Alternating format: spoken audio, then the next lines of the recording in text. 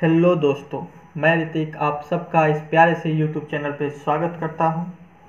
आज हम इस वीडियो में LNMU BA पार्ट 1 के हिस्ट्री सब्सिडरी सब्जेक्ट का सिलेबस डिस्कस करने जा रहे हैं। जो सभी स्टूडेंट अभी मिथिला यूनिवर्सिटी में पढ़ रहे हैं और डिग्री पार्ट 1 में हैं और जिन्होंने अपना सब्सिडरी में हिस्ट्री लिया है, उनके लिए आज का क्लास बहुत ही महत्वपूर्ण है। आज हम हिस्ट्री के सिलेबस डिस्कस करने जा रहे हैं।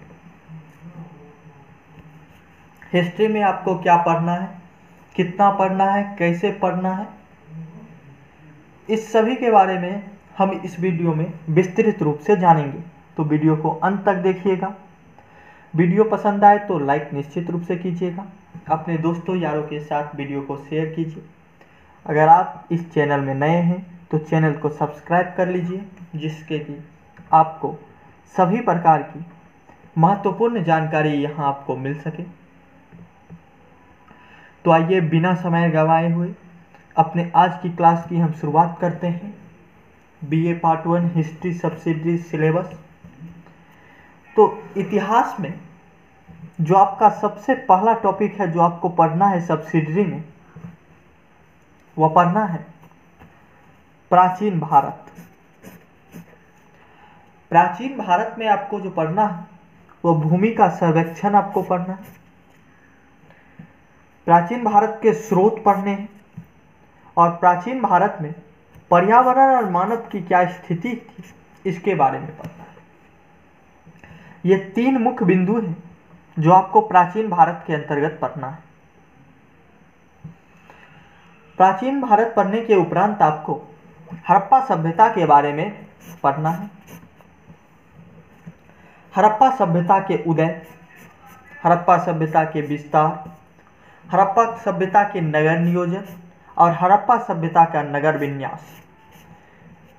इन चारों टॉपिक को आपको हड़प्पा सभ्यता के अंतर्गत पढ़ना है।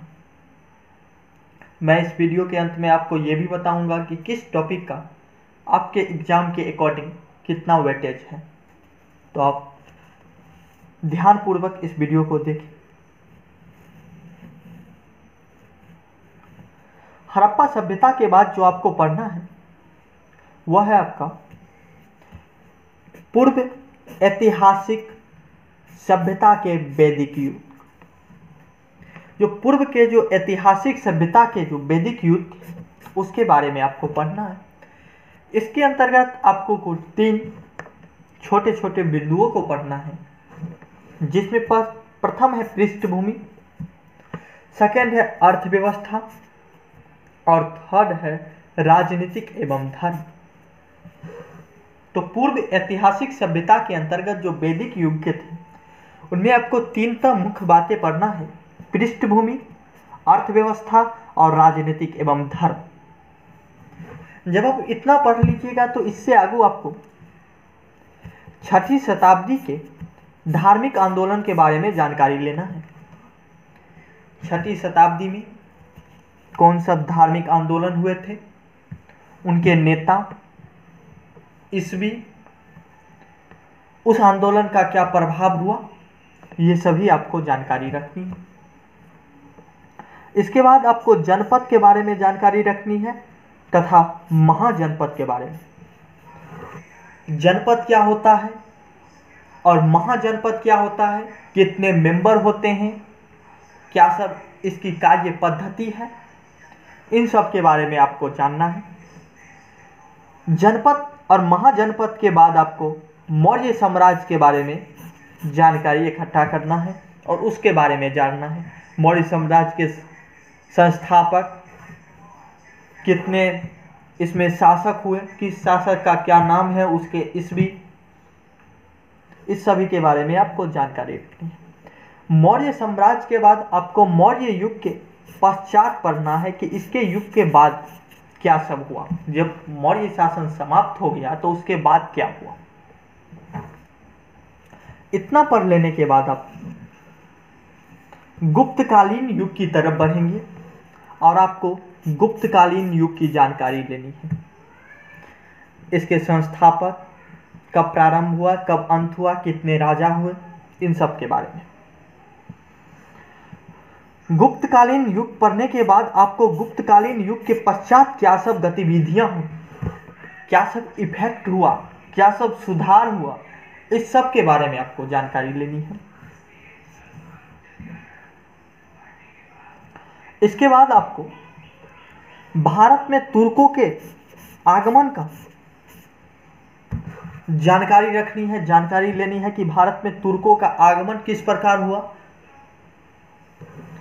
और तुर्कों के आगमन की जब हम जानकारी ले लेंगे तो उसके बाद हमें दिल्ली सल्तनत का अवलोकन करना है, दिल्ली सल्तनत के बारे में जानकारी लेनी है, उनके शासक के बारे में जानकारी लेनी है। आपको हिस्ट्री में सब्सिडरी में इतना ही पढ़ना है, कुछ ज़्यादा टॉपिक नहीं है आपके पढ़ने के लिए। पढ़ा 11 के 11 जो आप टॉपिक हमने मुख्य टॉपिक और आपके सिलेबस के अकॉर्डिंग दिए हैं, इससे बाहर आपके एग्जाम में कुछ नहीं जाएगा। अगर कोई ऐसा क्वेश्चन जो आपके एग्जाम में इस 11 टॉपिक के अलावा आता है तो आप निश्चित रूप से हमें एग्जाम देने के बाद कहिएगा, लेकिन ऐसा मौका आपको नहीं मिलेगा कि इस 11 टॉपिक के अलावा आपको कोई और टॉपिक देखने को एग्जाम में मिले। जो आपको पार्ट 1 के सब्सिडरी में जो पढ़ना होता है हिस्ट्री में, वो अगर ईस्वी के अकॉर्डिंग देखें तो हमारा जो प्राचीन इतिहास है, प्रारंभ से जहाँ से हम इतिहास पढ़ना शुरू करते हैं वहाँ से लेकर और 1526 तक के इतिहास को इस सिलेबस में जगह दिया गया है। लेकिन ये तो बहुत विशाल होता है, तो उसी में से हम आपको ये 11 टॉपिक दिए हैं, इससे बाहर आपको नहीं जाएगा। आपको सिर्फ इन 11 टॉपिक पे अच्छी तरह से काम करना है। वेटेज के बारे में भी हम निश्चित रूप से बताएंगे, वीडियो को बने रहे। इससे पहले हम आपको एग्जाम में किस तरह से क्या आपका पैटर्न है उसके बारे में जानकारी ले लेते हैं। क्वेश्चन का क्या आपका पैटर्न होता है, एग्जाम का कितना टाइम रहता है, कितना क्वेश्चन रहता है, इसके बारे में देख लेते हैं। अगर आपका एग्जाम सब्जेक्टिव मोड में हुआ तब आपके कुल 8 क्वेश्चन होंगे, जिसमें से आपको सिर्फ 4 क्वेश्चन का जवाब देना है। एक क्वेश्चन 20 नंबर का होता है, इस तरह से आपका 80 नंबर का सब्जेक्टिव होता है।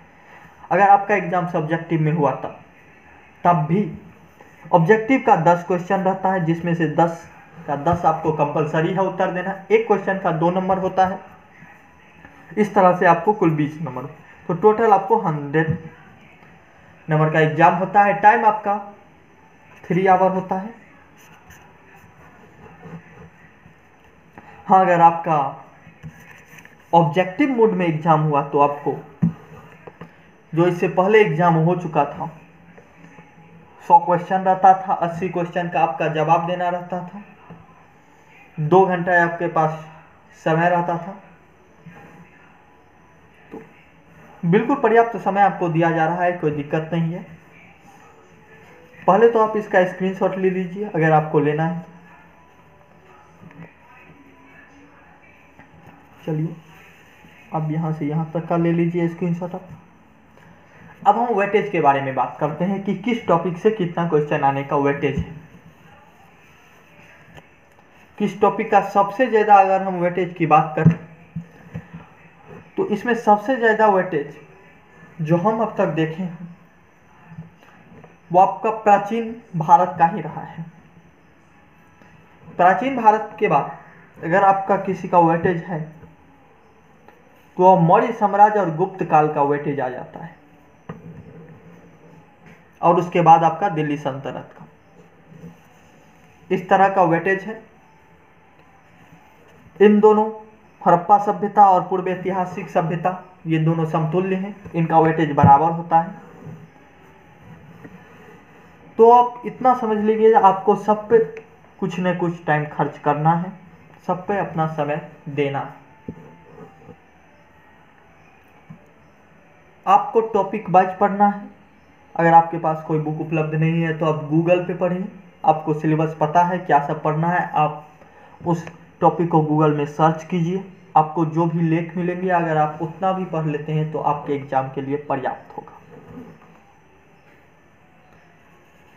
वीडियो पसंद आया हो तो वीडियो को लाइक कीजिए, अपने यार दोस्तों के साथ शेयर कीजिए, और अगर आप चैनल में नए हैं तो सब्सक्राइब निश्चित रूप से कर दें। इसके अलावा अगर कोई आपको जानकारी चाहिए तो आप कमेंट बॉक्स में कमेंट करें। आप हमारे कुछ सोशल अकाउंट से भी जुड़ सकते हैं, उन सब का लिंक इस वीडियो के डिस्क्रिप्शन बॉक्स में है। आप वहां से जिस भी ग्रुप में जुड़ना चाहे जुड़ सकते हैं, चाहे वो फेसबुक हो, टेलीग्राम हो, जहां आपकी इच्छा हो जुड़ जाइए। चलिए, टेक केयर, गुड बाय।